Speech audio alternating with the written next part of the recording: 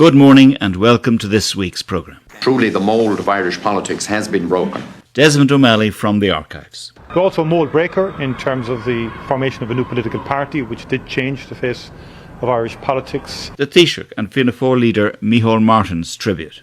Entering into coalition government for the first time on behalf of the Progressive Democrats with Fianna Fáil, which in itself was mould breaking also. And he had a very strong influence on Irish politics. Desmond O'Malley himself on what difference the Progressive Democrats had made. The achievements, I think, were particularly in terms of taxation, which was crazy at the time that we were founded. I mean, people were paying 65% in the pound on their income, apart from the fact that it was so penal, it was just stupid and counterproductive. But I think great advances have been made also in relation to the north of Ireland. At the time that we were founded, one of the reasons we were founded was to try and get a more realistic approach to Northern Ireland.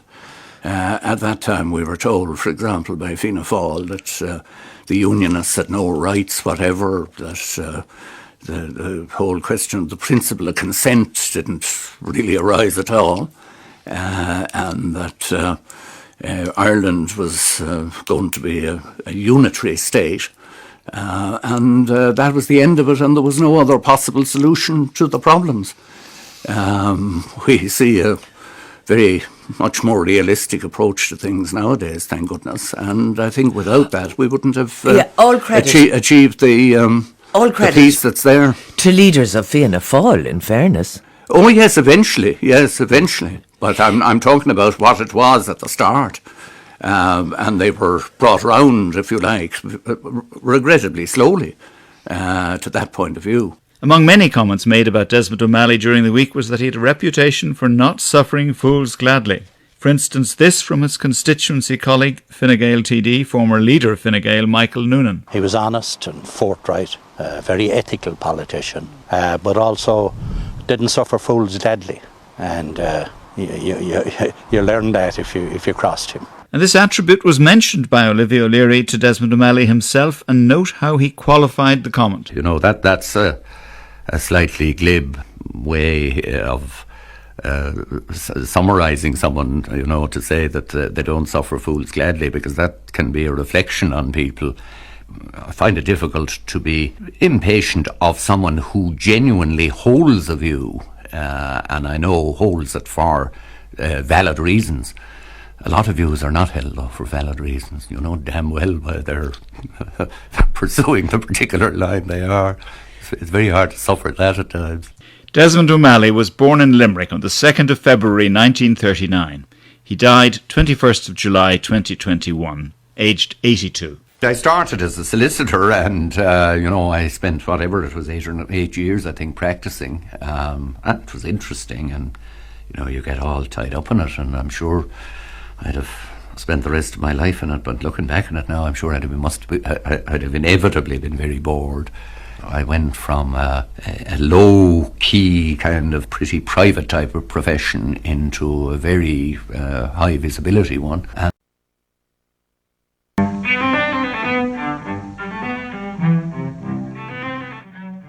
Good morning and welcome to this week's programme. Truly the mould of Irish politics has been broken. Desmond O'Malley from the Archives. But also a mould breaker in terms of the formation of a new political party, which did change the face of Irish politics. The Taoiseach and Fianna Fáil leader Micheál Martin's tribute.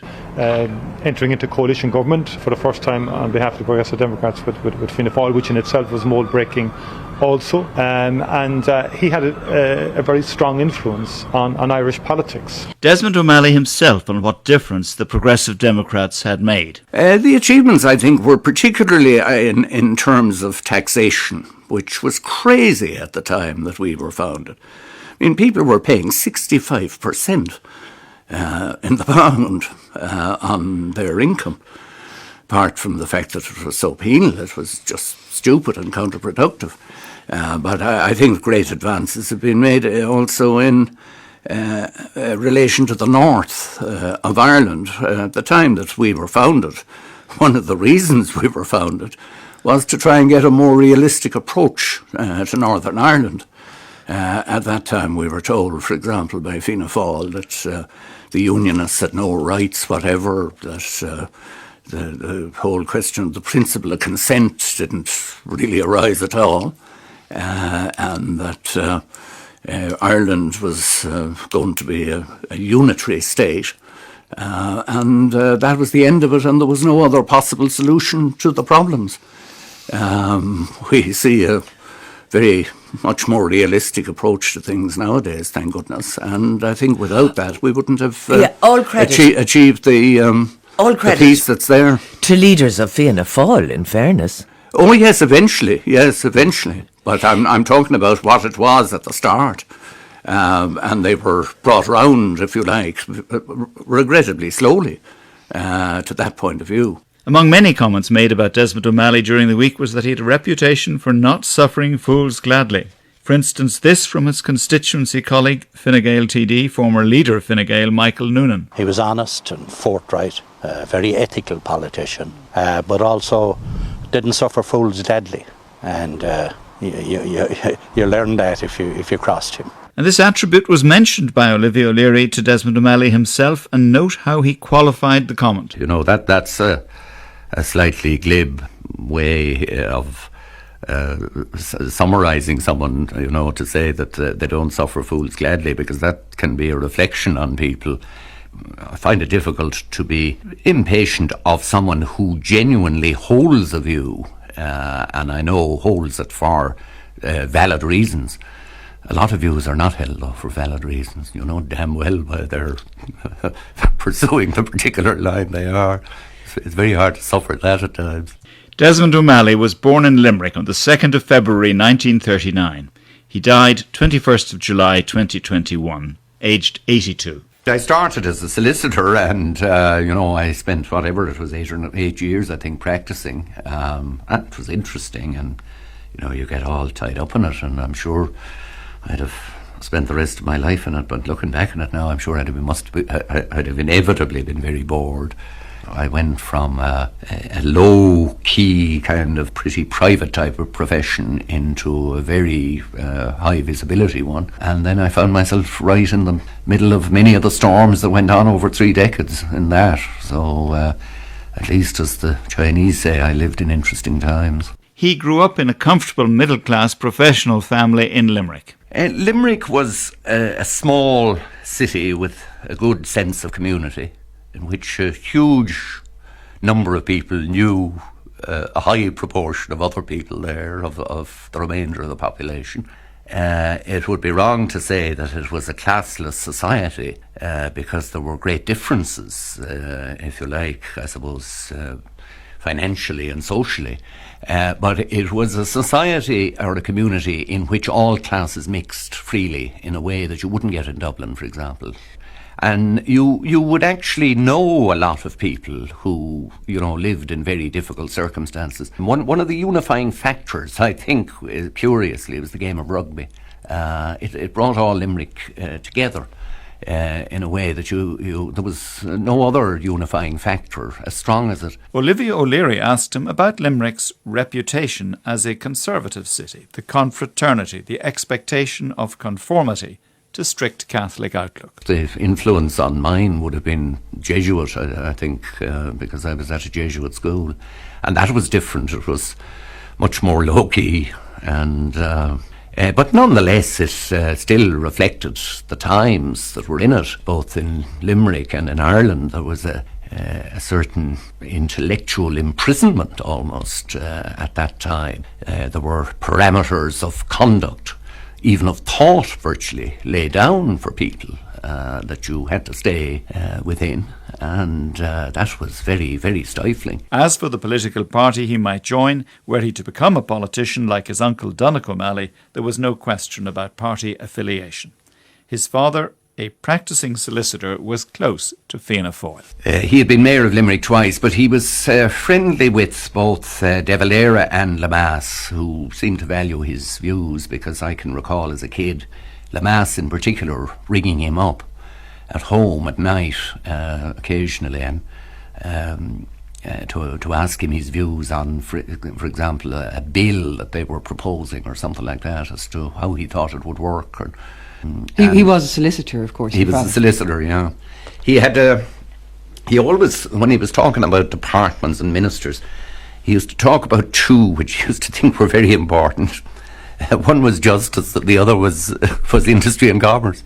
And it was not terribly long after his death that I actually occupied both of those departments. And you'd always regret the death of your father, and especially a father that you got on very well with. But I particularly regretted that he wasn't there, because he'd have been a great help to me when I was in those departments, and especially in the first one when I was in justice and I was very young, and God, I was very green, It was very rough at that stage, because the things that were happening were not things that you could have learned about, because they were all happening for the first time. There were no precedents then, 1970, no precedents. And you were floundering a bit, and it was hard to keep your balance at times. And he had become a politician by accident. I was reluctant, really, because my father had just died only a year or two earlier, and I had devoted an awful lot of time to legal practice and trying to get things straightened out after my father's death. And I had done that, and the practice was pretty successful. And I knew that by, kind of turning my back on it to a large extent, that I was going into the unknown. Nonetheless, I was very interested in politics, but I hadn't kind of mentally adjusted to it, because I couldn't see any opening or future for myself in politics while Donnoch was alive. And Donnoch, my uncle, was a very young man. He was only 47 when he died suddenly, and very unexpectedly, And I would have thought that if I had any opening in politics, that it might be 20 or 25 years later, and that I could sort of take it easy and semi-retire after a successful legal practice, rather than jump into this before I really got the practice fully off the ground. But then when you did go in, you got preferment pretty quickly. I did, and I suppose that's possibly what kept me there. And also things began to happen very quickly, and I felt I couldn't turn my back on Ireland. And Jack Lynch, I saw the problems that he was faced with in late 69, early 70, and I certainly wasn't going to walk away from that. You were the youngest minister for justice that was appointed at that time. What's your reflection? Again, endless tomes have been written about what went on around the time. What's your recollection of being Minister for Justice at that time? Oh, well, it was a very formidable challenge. I was only 30, I think, and I just gone. I think I was just 31 actually. I was 30 when I was the government whip, and of course I was really quite literally thrown in at the deep end, because all hell broke loose literally the day I was appointed, and it broke loose in a way that had no precedent whatever. I mean, 2 ministers being fired for conspiring to import arms illegally was certainly a very dramatic event, to say the least of it, and another minister resigning the same day in sympathy with them. And it needed, to say the least of it, fierce concentration on one aspect of the job. He recalled in this interview with Marion Finucane his first meeting with the senior civil servant in Justice, the secretary of the department, the legendary Peter Berry, who had been in the department since the 1920s, since the time of Kevin O'Higgins. So I walked into the room, and there he was, and he stood there, and he looked at me and he said, "Well, Minister, I thought I'd be meeting someone young enough to be my son, but I find, in fact, I'm meeting someone young enough to be my grandson." And looking back to those years, after retirement, Desmond O'Malley believed that in the early 1970s, civil war was a possibility. What was your fear in terms of the threat that you obviously felt at that time? You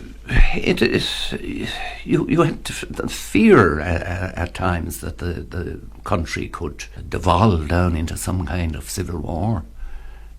Really? Yeah. The northern situation was appalling. It was out of hand, and the possibility of civil war was one that you could not rule out.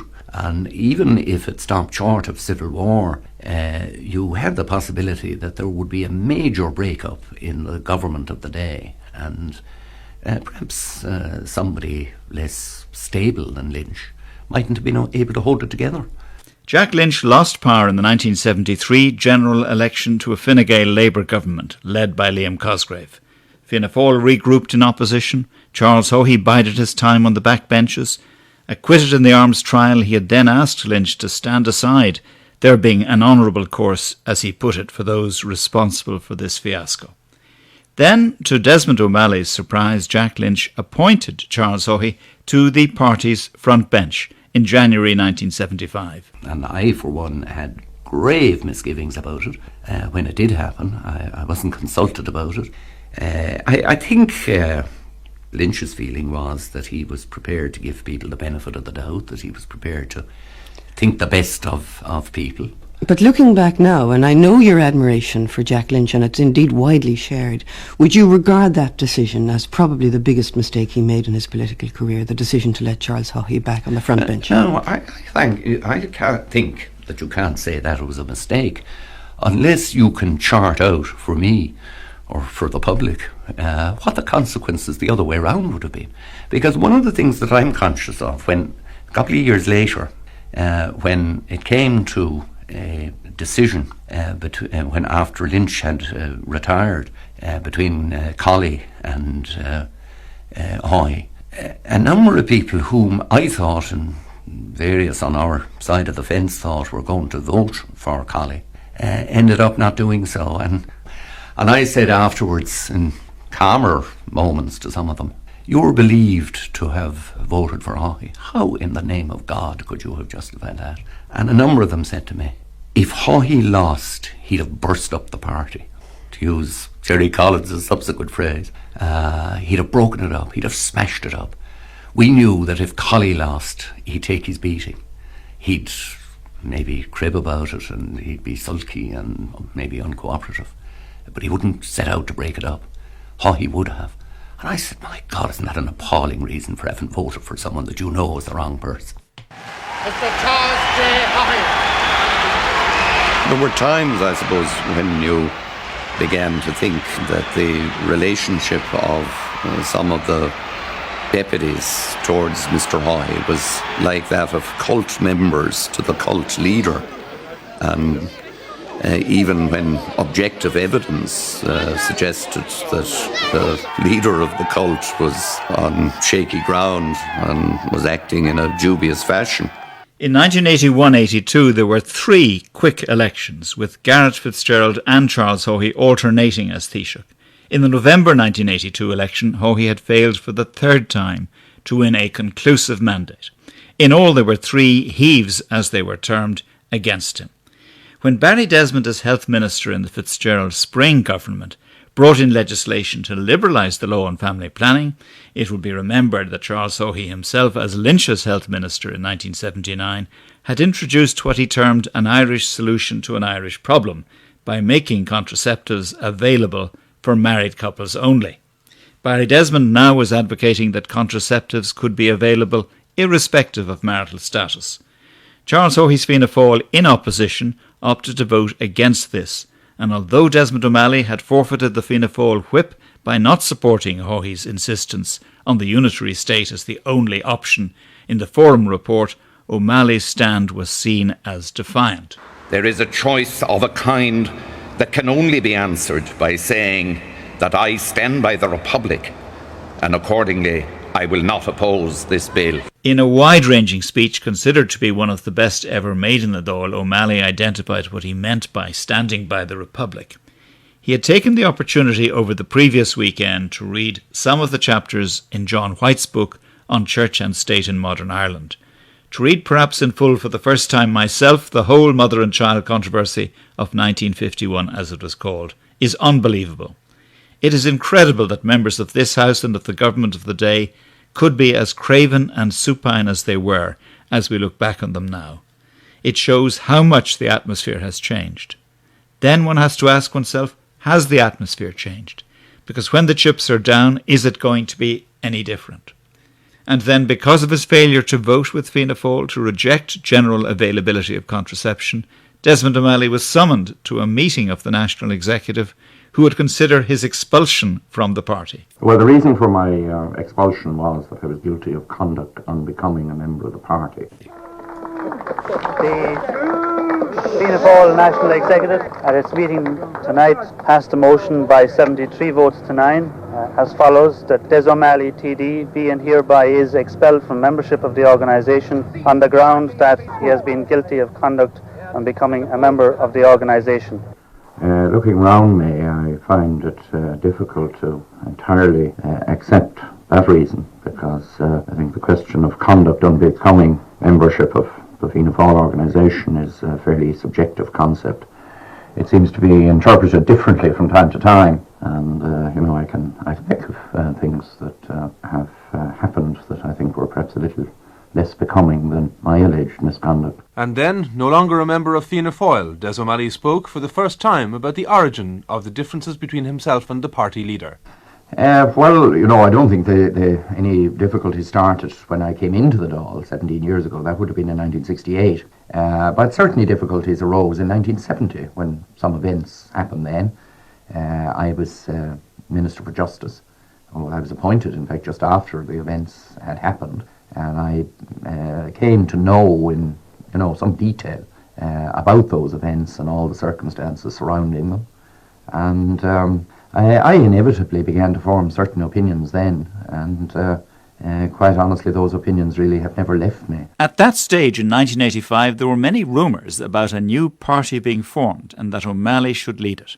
Initially, as you'll hear in this interview with Mike Murphy, he was cautious. If there are aspects of any one party or any other party that they don't agree with, to seek to have policy changed, rather than to undertake the very difficult and perhaps certainly unguaranteed job of forming a new party. And that would be certainly the view that I would take. Not long afterwards, he was encouraged to review that analysis and form the Progressive Democrats. He had both the street cred, the political experience and the huge respect of the Irish population. And I have been waiting for some sort of political messiah to come along, and he has come in the form of Des O'Malley. And that people realise that the age of the giveaway is over. The Progressive Democrats won 14 seats in their first election in 1987, but they won only 6 2 years later when Charles Haughey called a snap election in 1989. There was indecision following that election, and then there emerged a Fianna Fáil Progressive Democrat coalition. Well, that was actually much easier to work than it had been previously, because I made it clear to him from the start that we were there on a basis of equals. That we were both leading our own respective parties. Yeah, but he was Taoiseach. Yeah, he was. And he was also leading a party that was much, much, much bigger than my one. But I said, we're here as two party leaders, and we're going to operate on that basis. We're not going to operate any other way. Because I had, memories of how things were before. Which was? In comparison? Well, that he always wanted to get his own way, and that was it, And not just vis-a-vis me, but vis-a-vis a whole lot of other people. Is this on policy now? Yes, and on policy and on procedures too. You see, we didn't kind of... People think I just woke up one morning and decided we'll go into government with Fianna Fáil. We didn't. If you want to blame anyone for it, you can blame the people, because that was the result of the 1989 general election. The Fianna Fáil didn't get enough seats to form a government. And we lost out quite badly, actually, at that time. But the combination of the two would enable you to form a government. And this was pointed out to us, the mathematics of it indicated that that's what should happen. And my instinct, and indeed the instinct of all my colleagues, was, God, let this chalice pass from us, you know. We don't want to do this. And then we sat down, I remember, for 3 days, 3 full days, and we discussed it. And the crunch issue really was, if we don't do this, there'll be a general election straight away within 6 weeks of the last one. Do you think the people are going to thank us for that? The people made a certain decision, and I think our duty is to implement that decision, even though we find it extraordinarily difficult and unpalatable. But we got through it anyway, and to give him his due, he was a very intelligent man, and he knew how the system worked and that. We actually had far more trouble with his successor, who I would not put in the same category. Why not? Because he didn't have the same knowledge of the system. Well, we'll come to Albert Reynolds in a second. Do you admire Haughey? Well, I admire certain aspects of him, yes, but I mean, fundamentally, the man was flawed, frankly. But and it's an awful pity that he could have been so successful, but he chose, to carry on in a really silly way at times. And as is evident from this very programme, which can only mention a fraction of Desmond O'Malley's career, it is a career intertwined with that of Charles Haughey. Haughey, before he abandoned Fianna Fáil's core value of never accepting coalition, and before he formed the Fianna Fáil Progressive Democrat coalition in 1989, had with some success avoided even naming O'Malley's party since its formation. Now he was in his last government dependent on them, and depending on a working relationship with Desmond O'Malley. And it was the phone-tapping scandal which came back to haunt Haughey, and which was the occasion of his final exit from the office he so coveted, the job of being Taoiseach. Olivia O'Leary, in her interview with Desmond O'Malley, asked him if he regretted not having taken a different political course, having the patience to stay within Fianna Fáil, and perhaps attaining the office of Taoiseach. I never wanted to be for the sake of it, insofar as I did make efforts in that direction.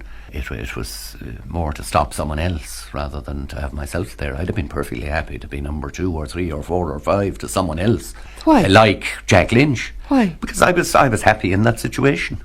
Are you a natural number 2? I think I'm a natural number 2 or 3 or whatever. I'm not someone that wants to push himself out into the public arena all the time. I value privacy, and that's why I found it difficult during a lot of that time to sort of live with the publicity that you had to live with.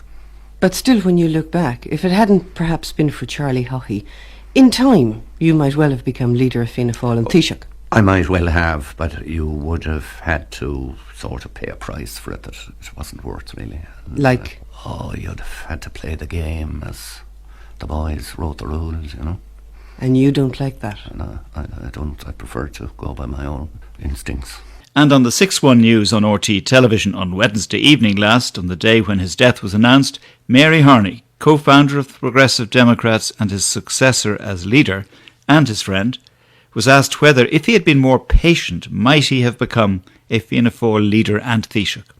She confirmed to David McCullough that being a leader of a large party with many perspectives and factions might not have been something that would have sat easily with him, but he did achieve a lot. I mean, his political career included many ministries where he reformed competition law, brought in the first competition law in Ireland. Ryanair wouldn't exist at the time if it wasn't for his steadfast amendments to the then airport transport bill that was going through the Oireachtas, being championed by Jim Mitchell.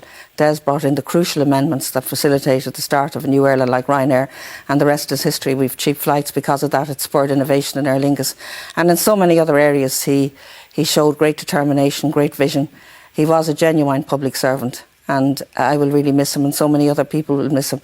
Ireland is a better place for having had Des O'Malley in politics for over 30 years. And he himself, reflecting on his career after his retirement, said that he was content with his contribution to public life. I'm happy looking back that I did my best for a third of a century, and even if that entails trotting on a fair number of toes and following a fairly lone path at times, so be it. That's what I felt I was called to do.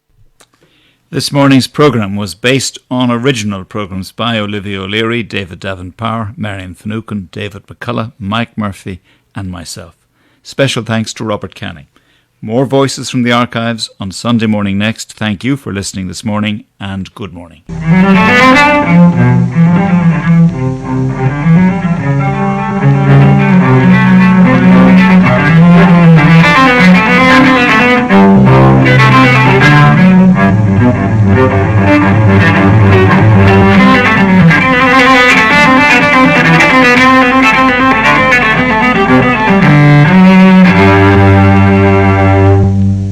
That programme was presented and produced by John Bowman.